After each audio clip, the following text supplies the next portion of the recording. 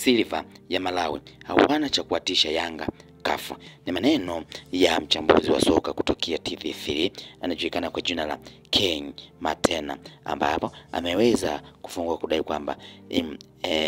timu inayoenda kucheza na Yanga Silver Strikers sidhani kama itawapa kitisho chochote, labda kama kutakuwa na baadhi ya wachezaji wa Yanga muhimu watakao kosekana kwenye mchezo huo. Ni maneno ya mchambuzi huyo ambaye ameweza kutolea uchambuzi kidogo kutokana na mchezo ambao utachezeka baina ya klabu ya Yanga na Silver Strikers kutokea Malawi, huku akidai kwamba klabu ya Yanga ina uzoefu mkubwa tofauti na timu hiyo. Kwa hiyo timu hiyo haiwezi kuatisha kitu chochote Yanga, kwa kuwa kwanza Yanga imeweza kucheza michezo mingi ya CAF, lakini ina uzoefu mkubwa. Lakini kitu kingine, Yanga ina wachezaji wenye ubora mkubwa zaidi ambao wanaweza kubadilisha matokeo muda wote. Hivyo Yanga washindwe wenyewe, kwa kuwa timu hiyo labda kama Yanga kuna baadhi ya wachezaji itawaacha ambao ni muhimu katika muendelezo wa michuano ya CAF, mtoano hatua ya awali kwa ajili ya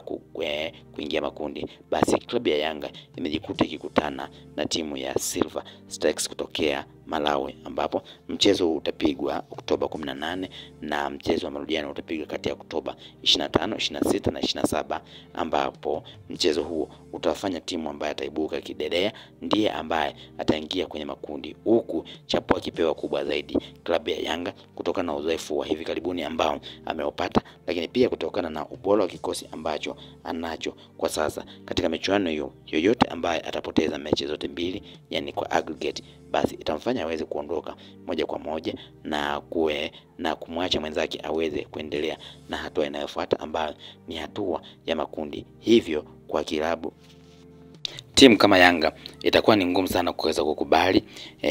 kipigo au kutolewa na timu kama Silver Strikers kutokea Malawi, japokuwa timu hizo za Malawi nazo zinakuletaga ushindani mkubwa sana ambao wengi huishi kama ni tishio kuweza kungolewa kwa vigogo kama Yanga. Hivyo Yanga kutokana na uzoefu wake, lakini na ukubwa aliyoweza kwa sasa kwenye bara la Afrika, basi itakuwa ni ngumu sana kuweza kukubali kuondoshwa na timu kama Silver. Ikumbuke kwamba kwa sasa miaka hivi karibuni klabu ya Yanga imeweza kujizolea maarufu kutokana kwanza kuweza kuingia kwenye finali kombe la shirikisho barani Afrika, lakini pia kuingia kwenye hatua ya robo finali mara moja kwenye kombe la klabu bingwa barani Afrika, kuingia makundi takriban mara mbili kwenye klabu bingwa barani Afrika. Hivyo na kufanya kuwa ndio timu ambayo ipo hata kwenye msimamo kubwa zaidi kuliko hata hiyo Silver Strikers, kwa kuwa mpaka sasa klabu ya Yanga inashika nafasi ya 12 ikiwa chini ya nafasi kama 7 kutoka kwa Simba ambayo inashika